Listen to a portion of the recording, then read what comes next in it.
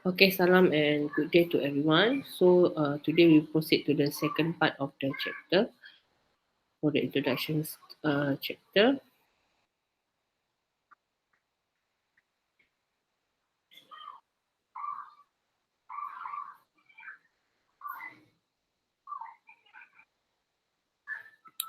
Okay,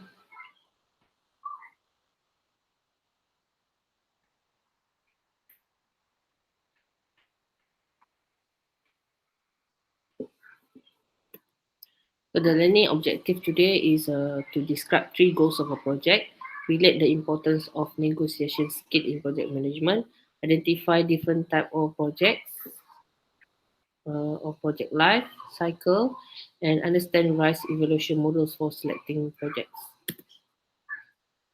So three goals of a project. All projects have three interrelated objectives, which are generate deliverable that satisfy the client, time and cost. Okay, time finish the project should be finished on schedule, and for the cost aspect should meet the budget limit. Okay, but somehow uncertainties are bound to happen in any project. Okay, which will threaten the predetermined scope, time, and budget. Okay, this means any unprecedented situations, okay, will occur, so that the project manageables is to balance uh, previous three objectives that I've mentioned, which is for the cost, budget, and for the budget, uh, scope, and time. Okay, so it will be well balanced.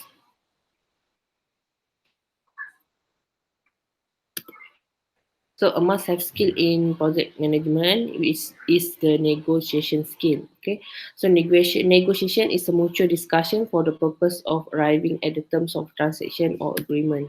So the nature of the role of a project manager makes it essential for him or her to have good negotiation skill. So there are usually many stakeholders involved in the project. Okay, for example, the uh, customer, okay, the resource funder. So project have team members from different departments. Okay, this usually result in several different point of view, which can sometimes make it difficult to keep the project on track and within the original scope. Okay, so negotiation skill help a project manager by reaching an agreement or a compromise of some kind of the issue that may be causing a problem or delay. So skilled negotiators have the ability to manage the situation so that all parties involved feel as though they had a say that was taken into consideration. So type of negotiation in project management, we have win-win negotiation and win-lose negotiation. Okay, so for win-win negotiation within an organization, a win-win negotiation is mandatory. So in this situation, both negotiator end out ahead. Okay, that's mean menang-menang punya situation. So both parties usually will be satisfied. Okay, for Windows negotiation, a Windows negotiation is not suitable for project management. Never appropriate when dealing with other members of organization because end up one party will be happy and one party will come out to be lose. Okay, so this is the example of win-win negotiation.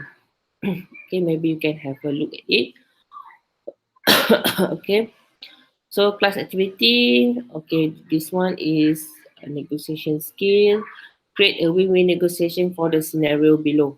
Okay, maybe later you can try to create a situation to give an example of situation for the negotiation skill.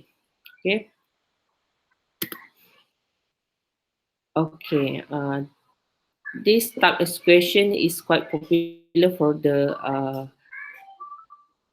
test or apa exam test lah for the test uh, to be asked inside the test. Okay, so the next one is the life cycle.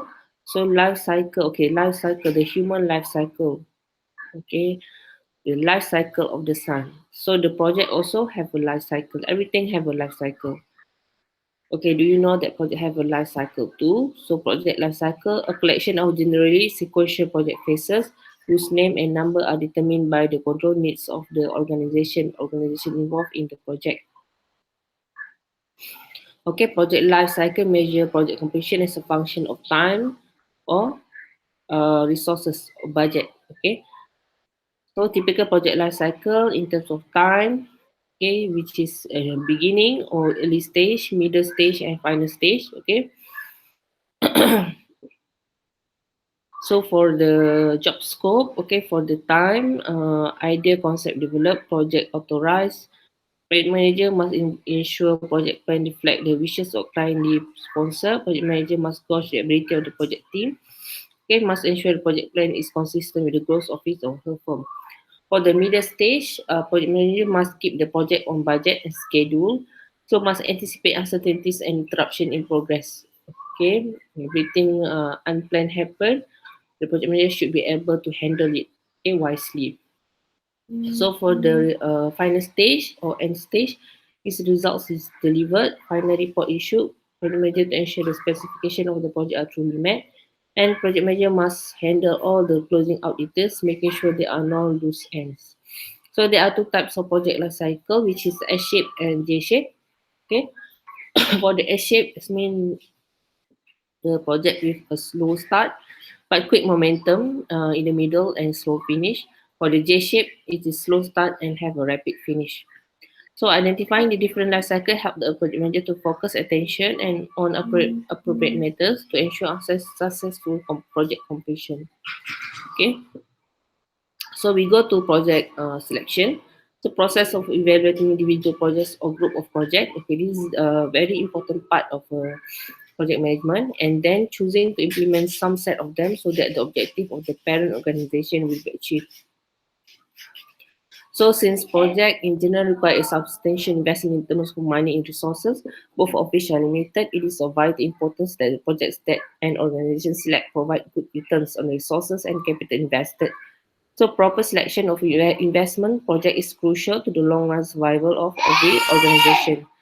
The major function of the selection process is to ensure that several conditions are considered before commitment is made to undertake any project. So selection process is often complete before a project manager is appointed to the project. So condition to consider in a project selection process. Okay, what the things that we have to consider. So is the project required by law or the rules of industrial association? So does the organization firm have the knowledge and skill to carry out? Okay, so ability to carry out the project successfully. So in case of R&D, so if is the project is technically successful, does it meet all requirement to make it economically successful? Okay, that where this one is whether the project is not just only in the results not just only important for the research side, but also have the novelty to be put into the market. Okay. So does the organization currently have the capacity to carry out the project on its proposed schedule? So whether the organization can uh, complete the project within the time schedule and is the project potentially profitable. So for the selection process, there are two models that we can use, which is numeric and non-numeric or project selection method. For numeric is models that use number for evaluation. Okay, we will have a set of data. Okay, for example, payback period, return on investment, discounted cash flow, internal rate of return, profitability index, or scoring method. Okay, this one is all involving mathematical. Okay, mathematical. We have calculation. For non-numeric models that do not use numbers for evaluation, for example, sacred cow, operating, competitive necessity, product line extension, comparative benefit model. But widely used, many organization use both at the same time, or they use models that are combination of the two. So two critical facts about models. Models do not make decision, people do. Models only aid decision making. Okay. So models are tools, measure are the decision makers. Okay, important criteria in selecting a model is the realism, capability, cost, flexibility, ease of use, and easy computerization. So what does it mean by each of the characteristic? Realism is reality of manager's decision. Okay, this is actually based on manager's decision. So manager have the power to make a decision. Capability, able to stimulate different scenarios and ability to optimize the decision. Data gathering and modeling costs should be low relative to the cost of the project. Provide valid results within the range of condition. Reasonably convenient, easy execution and easily understood. So easy computerization, must be easy and convenient to gather, store and manipulate data in the model. So for non-numeric models, okay, we go in detail for each of type of the models. We have sacred cow, cooperative necessity, competitive necessity, product line extension, and competitive benefit. Okay, first is the sacred cow. So suggested by a senior and powerful official in the organization, often initiated with simple comments such as, "If you have a chance, why don't you look into?" Okay, basically the sacred cow means they use the veto power. Okay, whether the project is good or not, but since use the veto power, so we have to choose that project. Okay, so sacred in the sense that it will be maintained until successfully concluded or until the boss personally recognize the idea as a failure and terminate it. So everything this is about power. It depends on the boss. Okay, this is what does it mean by the sacred cow. So the operating necessity, a project that is required in order to protect life or property or to keep the company in operation. For example, a flood is threatening a process plant. A project to build a protective drain does not require much formal evaluation, which is an example of this scenario. Okay, so other example inside our country, for example, such a vaccination project. Okay, they plan to all the citizen inside the country will undergo the vaccination programs. Okay, until end of this year. Okay, so that means it's a necessity since there is a pandemic going on inside our country. Okay, everybody have to take the vaccination. Okay, the competitive necessity, a project that is required in order to maintain the company's position in the marketplace. So the decision to undertake the project based on a desire to maintain the company's competitive position in the market. Investment in an operating necessity project that's precedence of a competitive necessity project. Okay, for example, like F&B business. Okay, they have to venture into some sort of money. Okay, to rebrand the things to make sure it is uh, uh, competitive in the market. Okay. So for the product line extension, project to develop and distribute new products judged on the degree to which it fits the firm's existing product line, fills a gap, strengthen a weak link, or extend the line in a new desirable direction. Sometimes careful calculation of profitability are not required. Decision makers can act on their belief about what will be the likely impact on the total system performance if the new product is added to the line. Okay. So comparative benefit models, when there are many projects to consider, the selection committee is appointed with the task to arrange project into rank order set based on their perceived benefit to the company. Okay. Organization has many projects to consider, but the project do not seem to be easily comparable. Okay, this means there is not comparable to each other. For example, a proposal to create a daycare center for employees, okay, with small children, or some constant changes in production method, for example. So that is not comparable. So we use the comparative benefit models. So no precise way to define or measure benefit. So Q-sort model is a type of comparative benefit model normally used as a rank order method when there is a large number of projects. For example, 15 or 20 projects need to be rank ordered simultaneously in an organization. Of the several techniques for ordering project, the Q-sort is one of the most straightforward. So numeric models, we have okay, for the calculation. Okay, numeric model we have financial assessment method or profitability method. Profitability method, we can use discounted cash flow or non-discounted discounted cash flow. Okay, and scoring method. So financial assessment, select project on the basis of their expected economic value to the firm, concerned with cost and revenue of the project. Okay, non-discounted cash flow can be payback period, average rate of return, discounted cash flow in terms of net present value.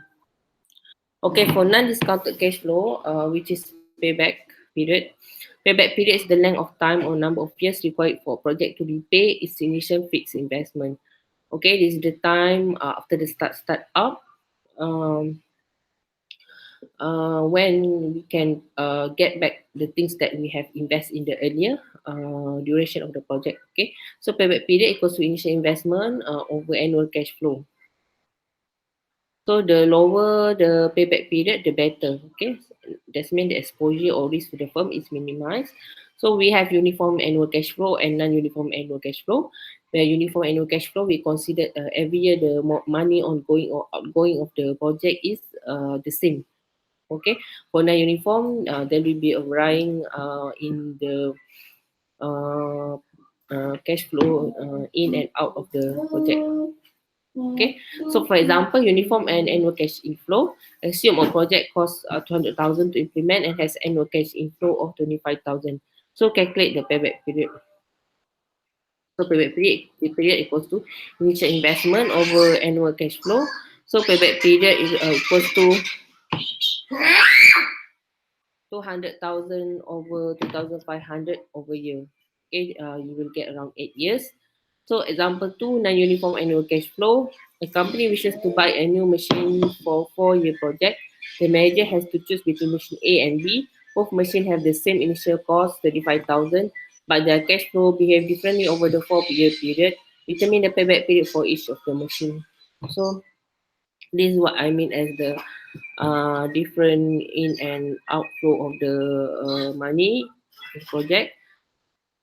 So they use the formula and get the payback period around 2.1 years. Okay, 2.1 years for machine A and 3.05 for machine B. So it is we can see that the machine that we can use is the machine A. Okay, because it has a shorter payback period. So this is the exercise payback period. The solution, okay. After you have calculate, you will get around 2 years, 2.76 years, and 2.125 years. Okay. So they will choose project C. Okay, because what? Okay, this is the cash flow profile. Uh, so you will see the arrow downward. Okay, that's mean the project is spending money 100 negative 120,000. Okay, when there is a upward arrow, that means the money is coming in to the project. Okay, first year 40, second year 70, and third year is 80. Okay, so this is the cash flow profile, cash flow over years. Okay, and then this is the cumulative cash flow. Cumulative, that means you add on this. Okay, this is negative 120. Then add on 40, 70, 80. So you will get this type of graph. Okay. From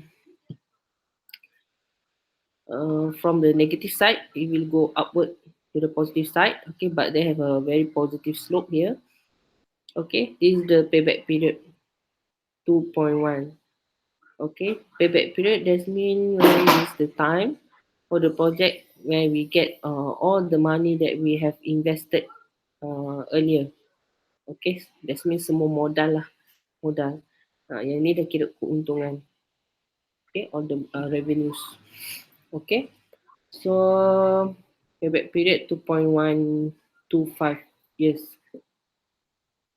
Okay, why they choose the project C instead of project A? Okay, so would you please think about it? Why they choose the project C instead of project A, even the payback period is almost the same. Okay, but the shortest one is the 2 years. Okay, advantages of payback period, simple and easy to use, reduces the project's exposure to risk and uncertainties by selecting the project that has the shortest payback period. It may be important to organization which face cash flow constraint on speedy cash recovery. So disadvantages of payback period, it does not consider time value of money for each of the uh, money coming in or coming out. As the time goes by, the value of money is increasing. Okay, there's slightly changes in the value of the money. So for the payback period, they don't count into that. So it ignores the importance of cash inflow beyond the payback period. So a project that built up slowly to give its excellent returns could be rejected in favor of a project with lower early return if the payback period was shorter. So less meaningful over a longer period of time due to time value of money. Okay. So this is non-discounted. Non-discounted, what does it mean by non-discounted? It does not consider time value of money. Okay, the payback period. So for discounted cash flow, seek to remedy some of the defect of the payback period and accounting rate of return by taking into consideration the time value of money. Okay. So before we proceed, there are some accounting concept you must understand. Okay, time value of money. We have future value. Okay, the value of the money in the future and the present value, which is the present value of the money. Now, the money, the value of the money right now. Time value of money concept. A ringgit today cannot be compared to a ringgit in the future. Given a choice of receiving a ringgit today or a ringgit at some point in the future, a rational person will always choose to receive the ringgit today. Okay, because that is the time value of money, where ringgit today will have a decreased value in the future. Okay. In order to compare ringgit today to ringgit in the future, we must convert one into an equivalent amount of money in the other time period. Okay, if we want to compare one ringgit now and one ringgit after 3 years, we have to convert into an equivalent amount of money in the other time period. Okay, for example, assume you are asked which do you prefer to receive 4,000 today or 5,000 in 4 years. Okay, to compare the two numbers, we might convert the 5,000 to be received in 5 years into an equivalent amount of money in today's ringgit. Okay, we have to compare in a one time, same time, whether you want to evaluate. Okay, what does the value of the 5,000? Okay, now, okay, or you can choose. That's mean you're going to bring the future value of the 5,000 to current value or present value, or you can also evaluate the present value of 4,000. You can bring it to uh, 4 years time. Okay, to make it comparable with 5,000. Okay, that's mean masa tu kena sama, nak compare kan, sama ada we bring the 5,000 to present value ataupun yang 4,000 tu we calculate how does it value in 4 years time. Okay, to compare with 5,000. Okay, the time value of money concept is concerned with two topics, future value and present value. Okay, as shown in the illustration below, the two are mirror image of one another. The zero stand for at the present time or right now, since year one would be 1 year from now. Okay, in a future value problem, we know the amount of money that we have to invest today. What we don't know is how much money we will have in the future. Okay, in a present value problem, we know the amount of money that we want to have or expect to have in the future. What we don't know is how much money we need to invest today in order to attain that money in the future. So future value and present value are interrelated by using this equation. Okay, LV equals to PV, present value 1 plus K to the exponential of N. So N is time period of cash flow. Okay, K is the interest rate. So for the present value, okay, we just rearrange that equations. So present value equals to FV, future value over 1 plus K, okay, to the exponential of N, discount rate or minimum required rate of return or cost of capital or cut off rate for hurdle rate, okay.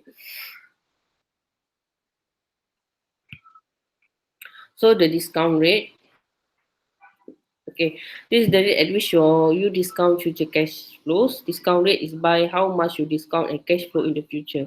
For example, the value of 1,000 1 year from now discounted at 10% is okay. So that's mean we can know the value of the current amount of money, okay, in future.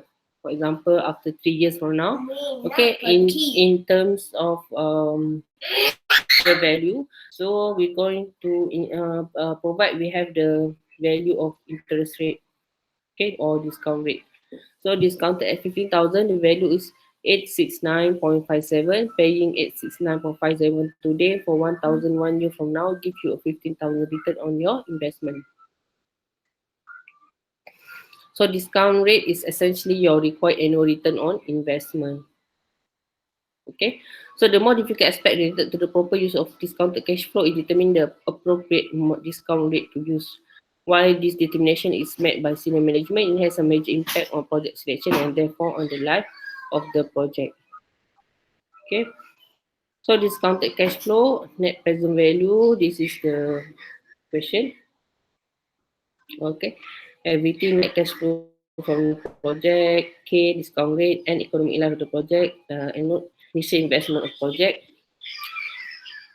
So the selection of NPV based on NPV should be more than zero, accept the project. If NPV equals to zero, the indifferent to the project, and NPV less than zero, reject the project. So this is the example of NPV question. Initial investment of 100,000 with a net cash inflow of 35,000 per year for 8 years. Required rate of return of 50% and an inflation rate of 3% per year we have. Okay, this one. Okay, we just plug inside the formula.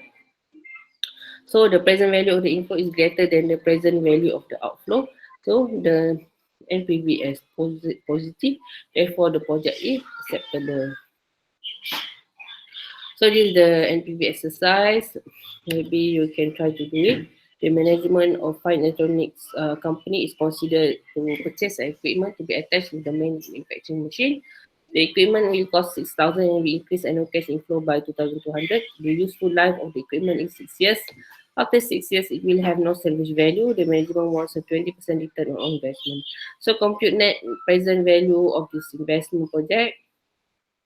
Should the equipment be purchased according to NPV and NCs. So this one just plug into the equations.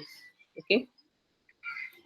So I think that's all for now. So we just concentrate on the numerical, okay, models.